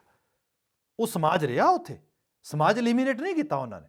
ਤੁਸੀਂ ਇਹ ਕਮਾਲ ਦੀ ਇੱਕ ਹਾਰਮੋਨੀ ਜਨਰੇਟ ਕੀਤੀ ਉਹਨਾਂ ਨੇ। ਤੁਸੀਂ ਜਿਵੇਂ ਖਾਸ ਕਰਕੇ ਮਹਾਰਾਜਾ ਰਣਜੀਤ ਸਿੰਘ ਦੇ ਦੌਰ ਨੂੰ ਦੇਖਦੇ ਹੋ, ਤਾਂ ਉਸ ਦੌਰ ਜਾਂਦੇ ਨੂੰ, ਜਦੋਂ ਦੌਰ ਜਾ ਰਿਹਾ, ਜਦੋਂ ਆ ਰਹੇ ਨੇ ਬ੍ਰਿਟਿਸ਼ ਆ ਰਹੇ ਉੱਥੇ, ਅਤੇ ਉਹਦੇ ਵਿੱਚ ਤੁਸੀਂ ਜੰਗਨਾਮਾ ਪੜ੍ਹਦੇ ਹੋ ਸ਼ਾਹ ਮੁਹੰਮਦ ਦਾ। ਹੁਣ ਸ਼ਾਹ ਮੁਹੰਮਦ ਜਿਹੜੀ ਗੱਲ ਕਹਿੰਦਾ ਹੈਗਾ, ਉਹ ਅਜੇ ਵੀ ਐਜ਼ ਇਟ ਇਜ਼ ਕੋਡ ਕਰਦੇ ਲੋਕੀ, ਵੀ ਜਿਸ 'ਚ ਜ਼ਿਕਰ ਕਰਦਾ ਹੈ ਕਿ ਉਸ ਖਿੱਤੇ ਵਾਸਤੇ ਦੋ ਕੌਮਾਂ ਰਲ ਕੇ ਲੜ ਰਹੀਆਂ ਨੇ ਬ੍ਰਿਟਿਸ਼ ਦੇ ਨਾਲ। ਉਹ ਕਿਹੜੀਆਂ ਨੇ? ਉਹ ਕਹਿੰਦਾ ਮੰਗੇ ਖਾਂ ਤੇ ਮੇਵਾ ਸਿੰਘ ਹੋਏ ਸਿੱਧੇ, ਹੱਲੇ ਤਿੰਨ ਫਿਰੰਗੀ ਦੇ ਮੋੜ ਸੁੱਟੇ, ਸ਼ਾਹ ਮੁਹੰਮਦਾ ਸਿੰਘਾਂ ਨੇ ਗੋਰਿਆਂ ਦੇ ਵਾਂਗ ਨਿਬੂਆਂ ਲਹੂ ਨਚੋੜ ਸੁੱਟੇ। ਉਹ ਕਹਿੰਦਾ ਮੰਗੇ ਖਾਂ ਤੇ ਮੇਵਾ ਸਿੰਘ, ਮੰਗੇ ਖਾਂ ਮੁਸਲਮ ਹੈ, ਮੇਵਾ ਸਿੰਘ ਸਿੱਖ ਹੈ। ਜਿਹੜੇ ਉਸ ਸੰਦਰਭ ਦੇ ਵਿੱਚ ਕਮਿਊਨਿਟੀ ਸਿੱਖਾਂ ਦੀ ਜਾਨ ਦੀ ਦੁਸ਼ਮਣ ਬਣੀ ਰਹੀ, ਉਸੇ ਜਗ੍ਹਾ ਦੇ ਉੱਤੇ ਐਸੀ ਹਾਰਮੋਨੀ ਸਿੱਖਾਂ ਨੇ ਜਨਰੇਟ ਕੀਤੀ ਰਾਜ ਕਰਦਿਆਂ ਹੋਇਆਂ। ਇਹ ਨਹੀਂ ਰਾਜ ਭਾਗ ਤੋਂ ਲਾਂਭੇ ਰਹਿ ਕੇ ਦੱਸਿਆ, ਰਾਜੇ ਦੀ ਕੁਰਸੀ ਦੇ ਉੱਤੇ, ਨਵਾਬ ਦੀ ਕੁਰਸੀ ਦੇ ਉੱਤੇ ਕੋਈ ਸ਼ਖਸ ਵੀ ਬੈਠੇ, ਐਸੀ ਸੁਸਾਇਟੀ ਦੀ ਸਿਰਜਣਾ ਹੋ ਸਕਦੀ ਹੈ। ਇਹ ਸਾਡੇ ਪੁਰਖਿਆਂ ਨੇ ਕਰਕੇ ਵਿਖਾਈ। ਇਹ ਵੱਡਾ ਚੈਲੰਜ ਸੀਗਾ। ਨਾ ਸਿਰਫ ਆਪਣੇ ਸਰਵਾਈਵਲ ਵਾਸਤੇ ਲੜਨਾ, ਆਪ ਸਰਵਾਈਵ ਕਰਨਾ, ਉੱਥੇ ਆਪ ਹੋਂਦ ਵਿੱਚ ਰਹਿਣਾ, ਬਾਦਸ਼ਾਹਤਾਂ ਤੱਕ ਪਹੁੰਚਣਾ, ਤੇ ਫਿਰ ਅਗਲੇ ਪੜਾਅ ਦੇ ਵਿੱਚ ਬਾਦਸ਼ਾਹਤਾਂ ਮਾਣਦਿਆਂ ਹੋਇਆਂ ਲੋਕਾਂ ਨੂੰ ਇਹ ਸਿਖਾਉਣਾ ਬਾਦਸ਼ਾਹ ਬਣੇ ਤੇ ਇਹੋ ਜਿਹਾ ਬਣੇ, ਜਿਹਨੂੰ ਅਸੀਂ ਇਹ ਪੜ੍ਹਦੇ ਹਾਂ ਬਾਣੀ ਦੇ ਵਿੱਚ ਕਿ ਤਖਤੇ ਰਾਜਾ ਸੋਭ ਹੈ ਜੇ ਤਖਤੇ ਲਾਇਕ ਹੋਈ। ਉਹਨਾਂ ਕਿਹਾ ਤਖਤ ਦੇ ਕਾਬਲ ਹੀ ਲੋਕ ਇੱਥੇ ਬੈਠਣੇ ਚਾਹੀਦੇ ਨੇ। ਸੋ ਇਸ ਸਾਰੇ ਨੂੰ ਸਥਾਪਿਤ ਕਰਨ ਦੇ ਕਾਬਲ ਹੋ ਸਕੇ, ਇੱਕੋ ਰੀਜ਼ਨ ਸੀਗਾ, ਬਾਣੀ ਦੀ ਸੋਚ ਜਿਹੜੀ ਸੀਗੀ ਉਹਨੂੰ ਆਪਣੇ ਜੀਵਨ ਪ੍ਰਣਾਏ ਹੋਏ ਸੀਗੇ, ਜੀਵਨ ਦੇ ਨਾਲ ਉਹਨੂੰ ਅਡਾਪਟ ਕੀਤਾ ਹੋਇਆ ਸੀਗਾ। ਇਹਦੇ ਲਈ 2-3 ਬੇਸਿਕ ਚੀਜ਼ਾਂ ਹੁੰਦੀਆਂ ਨੇ, ਜਿਵੇਂ ਫਿਲਾਸਫਿਕਲੀ ਅਸੀਂ ਕਾਫੀ ਗੱਲਾਂ ਕਰ ਲੈਂਦੇ ਹਾਂ ਇਹਦੇ ਉੱਤੇ, ਪਰ ਉਹਦੇ 'ਚ ਪਹਿਲੇ ਨੰਬਰ 'ਤੇ ਗੱਲ ਇਹ ਹੈ ਕਿ ਜਦੋਂ ਅਸੀਂ ਕਹਿੰਦੇ ਹਾਂ ਵੀ ਦੇਖੋ ਗੁਰਬਾਣੀ ਨਾ ਭੁੱਲ ਜੇ, ਗੁਰਬਾਣੀ ਨਾ ਭੁੱਲ ਜੇ ਦਾ ਮਤਲਬ ਇਹ ਹੈ ਕਿ ਗੁਰਬਾਣੀ ਜਿਵੇਂ ਸਾਨੂੰ ਆਈਡੀਆਜ਼ ਦੱਸਦੀ ਹੈ ਉਹਦੀ ਇੰਟਰਪ੍ਰੀਟੇਸ਼ਨ ਨਾ ਭੁੱਲ ਜਾਈਏ। ਮੈਂ ਆਪਣੀ ਕਰ ਲਵਾਂ, ਤੁਸੀਂ ਆਪਣੀ ਕਰ ਲਵੋ, ਤੁਸੀਂ ਬਾਣੀ ਦੇ ਇੱਕ ਸਤਰ ਚੁੱਕੋ ਜੀ, ਦੇਖੋ ਮੈਂ ਤੇ ਸਭ ਕੁਝ ਬਾਣੀ ਮੁਤਾਬਕ ਹੀ ਕੀਤਾ। ਇਹ ਤਾਂ ਇਟ ਸੈਲਫ ਚੁਣੌਤੀ ਬਣ ਜਾਣੀ ਹੈ ਜੀ ਅੱਜ ਦੇ ਦੌਰ ਦੇ ਵਿੱਚ। ਇਹ ਚੁਣੌਤੀ ਹੈ, ਇਹ ਇੱਕ ਸਾਡੇ ਵਾਸਤੇ ਮੁਸ਼ਕਲ ਬਣ ਰਹੀ ਹੈ ਕਿ ਅਸੀਂ ਉਸ ਢੰਗ ਨਾਲ ਨਹੀਂ ਦੇਖ ਰਹੇ ਜਿਸ ਢੰਗ ਨਾਲ ਬਾਣੀ ਨੇ ਸਾਨੂੰ ਦੱਸਿਆ, ਦਿੱਤਾ, ਸਮਝਾਇਆ। ਅਸੀਂ ਇੱਥੇ ਬੇਸਿਕਲੀ ਡੇਰਾਵਾਦ ਦੀ ਜੜ ਕੀ ਹੈਗੀ, ਚੈਲੰਜ ਹੀ ਨਾ ਇਹਦੇ ਨਾਲ। ਕਹਿੰਦੇ ਨਹੀਂ ਜੀ ਨਹੀਂ, ਉਹ ਤੇ ਬਾਣੀ ਦੀ ਗੱਲ ਕਰਦੇ ਨੇ, ਉਹ ਤੇ ਕੋਈ ਹੋਰ ਗੱਲ ਕਰਦੇ ਹੀ ਨਹੀਂ। ਠੀਕ ਹੈ ਜੀ, ਬਾਣੀ ਦੀ ਗੱਲ ਕਰਦੇ ਕਿਵੇਂ ਨੇ? ਬਾਣੀ ਦੀ ਗੱਲ ਐਵੇਂ ਕਰਦੇ ਨੇ ਵੀ ਦੇਹਧਾਰੀ ਦੀ ਲੋੜ ਹੈ, ਉਹਦੀ ਪੂਜਾ ਕਰੋ। 4 ਪੰਕਤੀਆਂ ਬਾਣੀ 'ਚੋਂ ਸੁਣਾ ਦਿੱਤੀਆਂ। ਦੇਖੋ ਜੀ, ਬਾਣੀ ਨੇ ਤੇ ਕਿਹਾ ਹੈਗਾ ਵੀ ਗੁਰੂ ਦੇ ਚਰਨਾਂ ਦਾ ਧਿਆਨ ਧਰੋ, ਵੀ ਜਿਹੜਾ ਹੈਗਾ ਗੁਰੂ ਮਹਾਰਾਜ ਦੇ ਜਿਹੜੇ ਚਰਨ ਕਮਲ ਨੇ ਉਹਨਾਂ ਦੀ ਸੇਵਾ ਕਰੋ। ਤੇ ਫਿਰ ਚਰਨ ਤੇ ਜੀ ਕਿਸੇ ਬੰਦੇ ਦੇ ਹੋ ਸਕਦੇ ਨੇ, ਗੁਰੂ ਗ੍ਰੰਥ ਸਾਹਿਬ ਦੇ ਤੇ ਚਰਨ ਹੈ ਨਹੀਂ ਗੇ। ਹੁਣ ਜਿਹੜੀ ਇਹ ਇੰਟਰਪ੍ਰੀਟੇਸ਼ਨ ਹੈ, ਇਹਨੂੰ ਸਾਹਮਣੇ ਰੱਖ ਕੇ ਇੱਕ ਪੂਰੇ ਇੰਸਟੀਟਿਊਸ਼ਨ ਦਾ ਘਾਣ ਕਰ ਦਿੱਤਾ। ਇਹ ਚੀਜ਼ ਜਿਹੜੀ ਹੈਗੀ ਏ, ਇਹ ਮੌਲਿਕ ਰੂਪ ਦੇ ਵਿੱਚ ਆਉਣ ਦੇ ਨਾਲ ਇੱਕ ਸੰਕਲਪ ਜਾਂ ਇੱਕ ਬਾਤ ਦੇ ਉੱਤੇ ਉਹਨੇ ਸਾਡੀ ਜਿਹੜੀ ਸੋਚਣ ਦਾ ਤਰੀਕਾ ਜਾਂ ਸੋਚਣ ਦਾ ਢੰਗ ਸੀਗਾ ਉਹਨੂੰ ਡਿਵਾਈਡ ਕਰ ਦਿੱਤਾ। ਹੁਣ ਉਹਦੇ 'ਚ ਹੋਇਆ ਇਹ ਕਿ ਤੁਸੀਂ ਦੇਖਦੇ ਹੋ ਮੁਸ਼ਕਲਾਂ ਤਕਲੀਫਾਂ ਕਈ ਵਾਰੀ ਆਉਂਦੀਆਂ ਨੇ, ਇਹਨੂੰ ਹੋਰ ਇਹਨੂੰ ਸਿੰਪਲੀਫਾਈ ਕਰ ਲਿਆ ਜਾ ਪ੍ਰਿੰਸੀਪਲ ਸਾਹਿਬ। ਜਿਵੇਂ ਕਮਰੇ 'ਚ ਹਨੇਰਾ, ਸਪੋਜ਼ ਕਰੋ ਅੱਜ ਸਾਡੇ ਬਹੁਤੇ ਸਿੱਖ ਘਰਾਂ ਜਾਂ ਸਿੱਖ ਜ਼ਹਿਨੀਅਤ ਦੇ ਵਿੱਚ ਅਗਿਆਨਤਾ ਆ ਗਈ ਹੈ। ਹੁਣ ਅਗਿਆਨਤਾ ਨੂੰ ਦੂਰ ਕਰਨ ਦਾ, ਹਨੇਰੇ ਨੂੰ ਦੂਰ ਕਰਨ ਦਾ ਇੱਕ ਯੂਨੀਵਰਸਲ ਢੰਗ ਹੈ। ਯੂਨੀਵਰਸਲ ਢੰਗ ਇਹ ਹੈ, ਲਾਈਟ ਬਾਲੋ, ਉੱਥੇ ਦੀਆ ਸਲਾਈ ਜਗਾਓ, ਰੌਸ਼ਨੀ ਹੋਏਗੀ। ਇਹਦੇ ਮੁਕਾਬਲੇ ਤੈਨੂੰ ਕੋਈ ਸਾਨੂੰ ਕਨਵਿੰਸ ਕਰ ਦੇ, ਉਹ ਨਹੀਂ ਹਨੇਰਾ ਦੀਆ ਸਲਾਈ ਵਾਲਿਆਂ ਦੂਰ ਹੁੰਦਾ, ਇਹ 'ਚ ਕੋਈ ਸ਼ੱਕ ਨਹੀਂ ਹੈਗਾ। ਪਰ ਮੈਂ ਦੇਖਿਆ ਵੀ ਹਨੇਰੇ ਨੂੰ ਝਾੜੂ ਨਾਲ ਵੀ ਹੂੰਝ ਕੇ ਬਾਹਰ ਸੱਟ ਲਈਦਾ, ਲੋਕੀ ਝਾੜੂ ਲੈ ਕੇ ਹੂੰਝਣ ਲੱਗ ਜਾਣ। ਉਹ ਨਹੀਂ ਤੁਸੀਂ ਦੇਖਿਆ ਨਹੀਂ, ਪਿਛਲੇ ਵਾਰੀ 2 ਕੁੱਤੇ ਆ ਗਏ ਸੀ ਘਰ ਵਿੱਚ, ਆਪਾਂ ਡੰਡੇ ਨਾਲ ਡਰਾ ਕੇ ਭਜਾ ਲਏ ਸੀਗੇ, ਤੇ ਹਨੇਰਾ ਕਿੱਡੀ ਬਲਾ ਹੈ, ਡੰਡੇ ਖੜਕਾਉਂਦੇ ਆ, ਡਰ ਕੇ ਭੱਜੇਗਾ। ਸਹੀ ਰੂਪ ਦੇ ਵਿੱਚ ਅਪਰੋਚ ਗਲਤ ਅਡਾਪਟ ਕਰ ਲਈ। ਹਨੇਰਾ ਐਜ਼ ਇਟ ਇਜ਼ ਪਿਆ, ਜ਼ੋਰ ਲੱਗ ਰਿਹਾ, ਡੰਡੇ ਖੜਕਾ ਰਹੇ ਆ, ਕੋਈ ਝਾੜੂ ਮਾਰੀ ਜਾਂਦਾ, ਕਹਿੰਦਾ ਮੈਂ ਤੇ ਜੀ 20 ਸਾਲ ਝਾੜੂ ਮਾਰਦਿਆਂ ਕੱਢਤੇ। ਹਨੇਰਾ ਨਹੀਂ ਗਿਆ, ਤੁਹਾਡੀ ਕਿਸਮਤ ਹੈ। ਉਹ ਭਲੇ ਬੰਦੇ ਉਸ ਆਦਰਸ਼ ਨੂੰ ਦੇਖ ਜਿਹੜਾ ਗੁਰੂ ਮਹਾਰਾਜ ਨੇ ਸਟੈਬਲਿਸ਼ ਕੀਤਾ ਹੈ, ਤੇ ਉਹ ਅਪਰੋਚ ਨੂੰ ਲੈ ਜਿਹੜੀ ਗੁਰੂ ਮਹਾਰਾਜ ਨੇ ਸਥਾਪਿਤ ਕੀਤੀ ਹੈਗੀ। ਇੱਥੇ ਇਹਨਾਂ ਦੋਵਾਂ ਦੀ ਕਮੀ ਜਿਹੜੀ ਹੈ, ਇਹ ਮੁੱਖ ਚੁਣੌਤੀ ਤੇ ਮੁੱਖ ਸਮੱਸਿਆ ਹੈ। ਮੁਸ਼ਕਿਲ ਇਹ ਬਣ ਗਈ, ਸਮੱਸਿਆਵਾਂ 'ਚ ਇੰਨੇ ਕੁ ਘਿਰ ਗਏ, ਜਿਵੇਂ ਕੋਈ ਕ੍ਰਾਈਸਿਸ ਦੀ ਸਿਚੁਏਸ਼ਨ ਨਹੀਂ ਹੋ ਜਾਂਦੀ ਵੀ ਬਹੁਤ ਸਾਰੀਆਂ ਚੀਜ਼ਾਂ ਇਕੱਠੀਆਂ ਵਾਪਰ ਜਾਂਦੇ, ਕੇਓਸ ਹੋ ਜਾਏ ਇੱਕ ਬੜਾ ਵੱਡਾ। ਫਿਰ ਬੰਦੇ ਨੂੰ ਇਹ ਭੁੱਲ ਜਾਂਦਾ ਕਈ ਵਾਰੀ ਵੀ ਯਾਰ ਸ਼ੁਰੂ ਕਿੱਥੋਂ ਕਰਨਾ ਹੈਗਾ, ਵੇਅਰ ਸ਼ੁੱਡ ਵੀ ਸਟਾਰਟ। ਸਾਨੂੰ ਅਲਟੀਮੇਟਲੀ ਬੇਸ ਕੀ ਹੈ, ਸਾਡਾ ਮੇਨ ਕੰਮ ਕਰਨ ਵਾਲਾ ਕਿਹੜਾ ਹੈਗਾ। ਕੋਈ ਇੱਕ ਫੜਦਾ, ਕੋਈ ਦੂਜਾ, ਕੋਈ ਤੀਜਾ, ਤੇ ਉਹ ਸਾਰੇ ਐਨਰਜੀ ਡਿਵਾਈਡ ਹੋਈ ਜਾਂਦੀ ਹੈ, ਤੇ ਐਂਡ ਆਫ ਦਾ ਡੇ ਲੱਗਦਾ ਸਾਰੇ ਕਹਿੰਦੇ ਨੇ ਨਹੀਂ ਕੁਛ ਨਹੀਂ ਹੋ ਸਕਦਾ, ਹੌਸਲਾ ਹਾਰ ਜਾਂਦੇ ਆ। ਇਹੋ ਜਿਹੀ ਸਿਚੁਏਸ਼ਨ ਅਸੀਂ ਅੱਜ ਦੇ ਇਸ ਦੌਰ ਵਿੱਚ ਇਸ ਰੂਪ ਵਿੱਚ ਦੇਖਦੇ ਹੈਗੇ ਹਾਂ। ਕਿਉਂਕਿ ਜਿਉਂ ਸੋਚ ਦੀ ਫਰੈਗਮੈਂਟੇਸ਼ਨ ਹੋਊਗੀ, ਨਿੱਜ ਸੋਚ ਪ੍ਰਬਲ ਹੋਏਗੀ, ਤੇ ਉਹਦੇ ਨਾਲ ਕਿਉਂਕਿ ਜਦੋਂ ਅਸੀਂ ਇਤਿਹਾਸਿਕ ਗੱਲ ਕਰਦੇ ਹਾਂ, ਐਸਾ ਵੀ ਸਮਾਂ ਸਿੱਖਾਂ ਦੇ ਕੋਲ ਆਇਆ ਜਦੋਂ ਉਹ ਅਟਕ ਤੋਂ ਲੈ ਕੇ ਜਮਨਾ ਤੱਕ ਫ੍ਰੀ ਇਲਾਕਾ ਸੀ, ਉਹਨਾਂ ਦਾ ਰਾਜ ਸੀ, ਲੇਕਿਨ ਉਹਨਾਂ ਨੇ ਕਿਸੇ ਦਾ ਰਾਜ ਨਹੀਂ ਕੀਤਾ। ਉਹ ਰਾਜ ਲੋਕਾਂ ਦੇ ਮਨਾਂ 'ਤੇ ਕਰਦੇ ਰਹੇ। ਠੀਕ ਹੈ ਜੀ, ਲੋਕ ਉਹਨਾਂ ਕੋਲੇ ਜਾ ਕੇ ਸੇਫ ਮਹਿਸੂਸ ਕਰਦੇ ਰਹੇ। ਔਰ ਅੱਜ ਜਿਹੜਾ ਕੁਛ ਅੱਜ ਹੋ ਰਿਹਾ ਫਰੈਗਮੈਂਟੇਸ਼ਨ ਤੋਂ ਮੈਂ ਵਾਪਸ ਆ ਰਿਹਾ, ਜਿਹੜਾ ਤੁਸੀਂ ਕੀਤਾ ਉਹਦੇ ਨਾਲ ਕਿ ਵੀ ਆਇਆ ਇਹ ਜ਼ਰੂਰੀ ਨਹੀਂ ਇਹ ਸਮਝਣ ਦੀ ਕਿ ਜਦੋਂ ਉਹਨਾਂ ਸਿੱਖਾਂ ਕੋਲੇ ਗੁਰੂ ਸਾਹਿਬ ਦੀ ਸ਼ਖਸੀਅਤ ਨਹੀਂ ਸੀ, ਲੇਕਿਨ ਉਹਨਾਂ ਕੋਲੇ ਸਿਧਾਂਤ ਸੀ, ਗੁਰੂ ਗ੍ਰੰਥ ਸਾਹਿਬ ਸੀਗਾ, ਉਹਨਾਂ ਤੋਂ ਉਹ ਇੰਸਪੀਰੇਸ਼ਨ ਇੰਨੇ ਭਿਆਨਕ ਸਮਿਆਂ ਦੇ ਵਿੱਚ ਲੈਂਦੇ ਰਹੇ। ਅੱਜ ਦਾ ਸਿੱਖ ਤਾਂ ਬੜਾ ਕੰਫਰਟੇਬਲ ਹੈ। ਬਿਲਕੁਲ ਅੱਜ ਦੇ ਕੋਲੇ ਤਾਂ ਸਿੱਖ ਕੋਲੇ ਬਹੁਤ ਰਿਸੋਰਸਿਸ ਨੇ, ਔਰ ਬੁੱਧੀ ਵੀ ਬਹੁਤ ਹੈ, ਵਿਚਾਰ ਵੀ ਬਹੁਤ ਨੇ ਔਰ ਕਮਿਊਨੀਕੇਸ਼ਨ ਦਾ ਜ਼ਮਾਨਾ ਹੈ। ਅਸੀਂ ਆਪਣੀਆਂ ਜਿਹੜੀਆਂ ਚੁਣੌਤੀਆਂ ਨੂੰ ਅਸੀਂ ਕ੍ਰਿਸਟਲਾਈਜ਼ ਕਰਕੇ ਭਾਵਕ ਰੂਪ ਦੇ ਵਿੱਚ ਅਸੀਂ ਉਹਨਾਂ ਨੂੰ ਕਿਉਂ ਪ੍ਰੈਜੈਂਟੇਸ਼ਨ ਕਰਨ ਤੋਂ ਪਿੱਛੇ ਰਹਿ ਰਹੇ ਹਾਂ, ਔਰ ਸਾਡੇ ਵਿੱਚ ਕਿਹੜੀਆਂ ਉਹ ਊਣਤਾਈਆਂ ਹਨ ਜਿਨ੍ਹਾਂ ਨਾਲ ਕਿ ਅਸੀਂ ਆਪਣਾ ਉਹ ਪੱਖ, ਉਹ ਆਦਰਸ਼ ਨੂੰ ਉਸ ਲੈਵਲ 'ਤੇ ਆਪਣੇ ਸਮਾਜ ਵਿੱਚ ਹੀ ਨਹੀਂ ਉਭਾਰ ਰਹੇ। ਬਾਹਰ ਦੂਰ ਤੇ ਕੀ ਕਰਨਾ, ਬਿਲਕੁਲ ਠੀਕ ਗੱਲ। ਉਹਦੇ 'ਚ ਜਿਹੜੀ ਪ੍ਰਿੰਸੀਪਲ ਤੁਸੀਂ ਗੱਲ ਕੀਤੀ ਆ ਨਾ, ਇਹਦੇ ਲਈ ਹੁੰਦਾ ਚੀਜ਼ਾਂ ਨੂੰ ਕੋਰਿਲੇਟ ਕਰਨਾ, ਹਾਂਜੀ, ਜੋੜ ਕੇ ਦੇਖਣਾ, ਕਿਉਂਕਿ ਹਿਸਟਰੀ ਹੁੰਦੀ ਇਸ ਵਾਸਤੇ ਹੀ ਹੈ। ਤੁਸੀਂ ਉਹਦੇ ਵਿੱਚੋਂ ਐਗਜ਼ਾਮਪਲ ਲੈਂਦੇ ਹੋ, ਅੱਜ ਦੇ ਦੌਰ ਦੀ ਮੁਸ਼ਕਿਲ ਨੂੰ ਦੇਖਦੇ ਹੋ, ਦੋਵਾਂ ਨੂੰ ਆਪਸ ਵਿੱਚ ਕੰਪੈਰੀਟਿਵ ਲੈਵਲ 'ਤੇ ਦੇਖ ਕੇ ਤੁਸੀਂ ਰਾਹ ਲੱਭ ਲੈਂਦੇ ਹੋ। ਹੁਣ ਜੇ ਅਸੀਂ ਇਹ ਸੋਚੀਏ ਵੀ ਸਭ ਪਿੱਛੇ ਠੀਕ ਸੀਗਾ, ਹੁਣ ਸਭ ਗਲਤ ਹੈ, ਐਸਾ ਵੀ ਨਹੀਂ। ਹੁਣ ਸਭ ਠੀਕ ਹੈ ਅਤੇ ਪਿੱਛੇ ਸਭ ਗਲਤ ਸੀਗਾ, ਐਸਾ ਕਿਸੇ ਰੂਪ ਵਿੱਚ ਇਹਨੂੰ ਨਹੀਂ ਲੈ ਸਕਦੇ।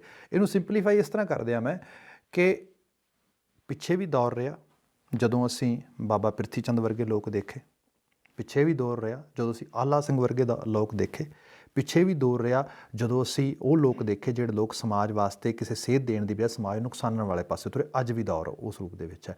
ਸਿਰਫ ਇਤਨਾ ਕੁ ਫਰਕ ਸੀਗਾ, ਜਦੋਂ ਕਿਤੇ ਉਹ ਇਹੋ ਜਿਹੀ ਚੀਜ਼ ਨੂੰ ਦੇਖਦੇ ਸੀਗੇ, ਇਸ ਰੂਪ ਵਿੱਚ ਹੁੰਦਾ ਸੀਗਾ, ਉਹ ਹੌਸਲਾ ਨਹੀਂ ਸੀ ਹਾਰਦੇ। ਉਹ ਸਮਝਦੇ ਸੀ ਕੂੜ ਤੇ ਸੱਚ ਇਕੱਠਾ ਚੱਲੇਗਾ। ਅੱਜ ਅਸੀਂ ਜਦੋਂ ਸੱਚ ਤੇ ਥੋੜ੍ਹਾ ਬਹੁਤਾ ਤੁਰਦੇ ਵੀ ਹੈਗੇ ਹਾਂ, ਸਾਨੂੰ ਕੂੜ ਲੱਗਦਾ, ਅਸੀਂ ਘਬਰਾ ਜਾਂਦੇ ਹਾਂ। ਜਿਹੜੀ ਨਿੱਜ ਕਮਜ਼ੋਰੀ ਵੱਡੀ ਮੈਂ ਇਹ ਦੇਖ ਰਿਹਾ ਵਾਂ। ਤੁਸੀਂ ਲਗਾਤਾਰ ਕੰਸਿਸਟੈਂਟਲੀ ਅਤੇ ਗ੍ਰੈਜੂਅਲੀ ਕਿਸੇ ਪਾਸੇ ਵਧੋਗੇ। ਕਰਤਾਰ ਦਾ ਨਿਯਮ ਹੈ, ਬਾਣੀ ਦਾ ਅਸੀਂ ਬਚਨ ਪੜ੍ਹਦੇ ਹਾਂ, ਕੂੜ ਨਿਖੁੱਟ ਨਾਨਕਾ ਔੜਕ ਸੱਚ ਰਹੇ। ਅਲਟੀਮੇਟਲੀ ਔੜਕ ਨੂੰ ਸੱਚ ਨਿਭੇਗਾ। ਸੋ ਜੇ ਅਸੀਂ ਉਸ ਚੀਜ਼ ਨੂੰ ਨਜ਼ਰ ਅੰਦਾਜ਼ ਨਾ ਕਰੀਏ, ਅਸੀਂ ਆਪਣੇ ਰਾਹ ਨੂੰ ਫੜ ਕੇ ਰੱਖੀਏ, ਕਮਿਟਮੈਂਟ ਸ਼ੋਅ ਕਰੀਏ ਆਪਣੇ ਗੁਰੂ ਦੇ ਨਾਲ, ਆਪਣੀ ਸਿਰੜ ਤੇ ਦ੍ਰਿੜਤਾ ਨੂੰ ਰੱਖੀਏ, ਐਸੀ ਗੱਲ ਨਹੀਂ ਕਿ ਅਸੀਂ ਉਹਦਾ ਸਿੱਟਾ ਨਹੀਂ ਕੱਢ ਸਕਦੇ। ਉਹੋ ਜਿਹੇ ਸਿੱਟੇ ਅੱਜ ਵੀ ਨਿਕਲ ਸਕਦੇ ਨੇ। ਇਸੇ ਕਰਕੇ ਅਸੀਂ ਅੱਜ ਵੀ ਆਸਵੰਦ ਹਾਂ। ਪਰ ਇਹ ਹੈ ਕਿ ਇਹ ਸਮਝਣਾ ਕਿ ਚੈਲੰਜਸ ਸਿਰਫ ਸਾਨੂੰ ਨੇ, ਇਹ ਗਲਤ ਹੈ। ਚੈਲੰਜਸ ਪਿੱਛੇ ਵੀ ਰਹੇ ਅਤੇ ਚੈਲੰਜਸ ਅੱਗੇ ਵੀ ਰਹਿਣਗੇ। ਸਿਰਫ ਇੰਨਾ ਯਤਨ ਕਰਨਾ ਹੈ ਕਿ ਬਾਣੀ ਅਤੇ ਜਿਹੜੀ ਬਾਣੀ ਦੀ ਅਸਲ ਵਿੱਚ ਸਿੱਖਿਆ ਹੈਗੀ, ਉਹਨੂੰ ਅਸੀਂ ਨਜ਼ਰੋਂ ਪਰੋਖੇ ਨਾ ਕਰੀਏ। ਫਿਰ ਡੈਫੀਨੇਟਲੀ ਅਸੀਂ ਹਰ ਹਨੇਰੇ 'ਚੋਂ ਪਾਰ ਆ ਜਾਵਾਂਗੇ। ਬੇਸਿਕਲੀ ਗੱਲ ਤਾਂ ਇਹ ਹੈ ਕਿ ਜੇ ਅਸੀਂ ਸਿਧਾਂਤਕ ਰੂਪ ਦੇ ਵਿੱਚ ਇਕੱਠੇ ਹੋਈਏ ਜੀ, ਕਿਉਂਕਿ ਸਿਧਾਂਤ ਤਾਂ ਇੱਕੋ ਹੀ ਹੈ ਜੀ, ਬਿਲਕੁਲ। ਗਰੁੱਪ ਵੱਖਰੇ ਵੱਖਰੇ ਹੋ ਸਕਦੇ ਹਨ, ਬਿਲਕੁਲ ਹੈ ਜੀ। ਸਮਾਜ ਦੀ ਆਪਣੀ ਸੋਚ ਹੈ ਜਿਹੜੀ ਵੱਖਰੀ ਹੋ ਸਕਦੀ ਹੈ, ਲੇਕਿਨ ਸਿਧਾਂਤ ਇੱਕ ਹੈ। ਕਨਸੈਪਟ ਜੇ ਅਸੀਂ ਸਾਰੇ ਇੱਕ ਸਿਧਾਂਤ ਨੂੰ ਰੱਖ ਕੇ ਅਡਾਪਟ ਕਰਕੇ ਚੱਲੀਏ ਤਾਂ ਮੇਰਾ ਖਿਆਲ ਹੈ ਵੀ ਕੋਈ, ਜਿਸ ਤਰ੍ਹਾਂ ਤੁਸੀਂ ਕਿਹਾ ਕਿ ਸਾਨੂੰ ਆਸ਼ਾਬੰਦ ਹੋ ਕੇ ਪੋਜ਼ੀਟਿਵ ਸਪਿਰਿਟ ਦੇ ਵਿੱਚ ਰਹਿ ਕੇ ਅਸੀਂ ਉਹਦੇ ਹੱਦ ਦੇ ਵਿੱਚ ਗੁਰੂ ਗ੍ਰੰਥ ਸਾਹਿਬ ਦੀ ਹਾਜ਼ਰੀ ਦੇ ਵਿੱਚ ਅਸੀਂ ਗਾਹਾਂ ਵੱਧ ਸਕਦੇ ਹਾਂ ਜੀ। ਬਿਲਕੁਲ।